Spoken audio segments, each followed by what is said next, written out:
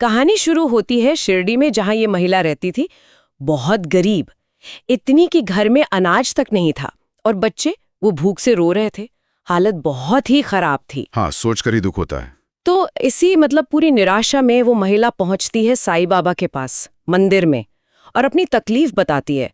कहती है, बाबा मेरे घर में खाने को कुछ नहीं है, बच्चे भूखे हैं, अब आप ही कुछ कीजिए, आप ही रक्षा करें। आवाज में कितनी लाचारी होगी, है ना? बिल्कुल। और यहाँ देखिए बाबा का जवाब। वो एकदम शांत है और बड़े आश्वासन से कहते हैं, जा घर जा, आज तेरे घर अन्न की थाली अपने आप आएगी। अपने आप, ये थोड़ा अजीब नहीं? कैसे? हाँ, यही तो, ये सीधा साधा जवाब नहीं था।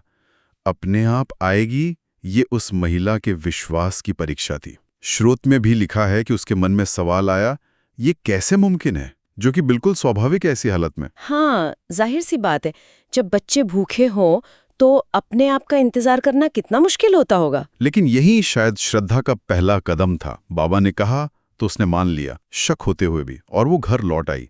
ये सिर्फ मानना नहीं था, ये उस पर अमल करना था, घर वापस जाना। बिल्कुल सही। और देखिए चमत्कार, वो घर लौटी ही थी, कुछ ही देर हुई होगी कि दरवाजे पे एक व्यापारी आ गया, बिल्कुल अनपेक्षित रूप से। अच्छा? कोई जान पहचान वाला? नहीं, कोई जान पहचान नहीं।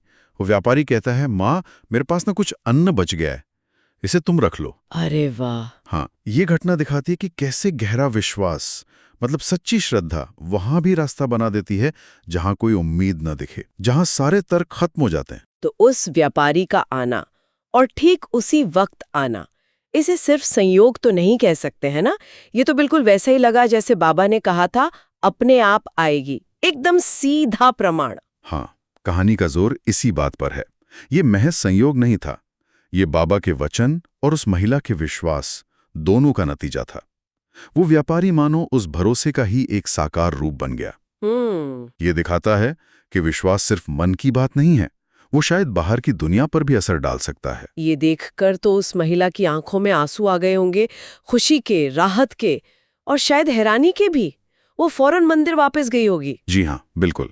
वो तुरंत बाबा को धन्यवाद देने मंदिर वापस गई और कहा, बाबा आपके आशीर्वाद से मेरे घर भोजन आ गया, आप सच में दीनों के नाथ हैं। और तब बाबा ने क्या कहा? और यहीं बाबा पूरी बात का सार बताते हैं।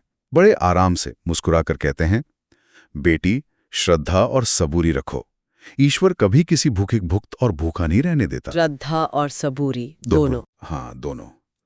सिर्फ श्रद्धा नहीं, सबूरी यानी धैर्य, वो भी उतना ही जरूरी। शायद ऐसा है कि श्रद्धा वो नींव है जिस पर सबूरी टिकती है।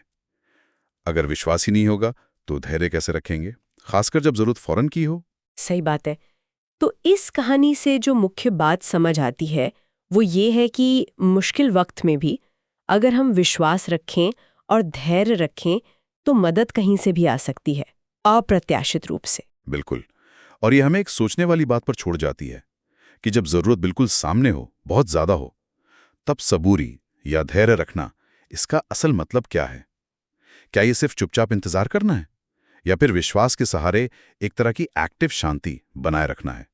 इस पर सोचना मुझे लगता है काफी दिलचस्प होगा। सब्सक्राइब करें और जुड़ें साईं बाबा की भक्ति में रोजाना। भक्ति वीडियो सबसे पहले पाने के लिए बेल आइकन दबाएं। ओम साई राम लिखकर साईं बाबा का आशीर्वाद पाएं।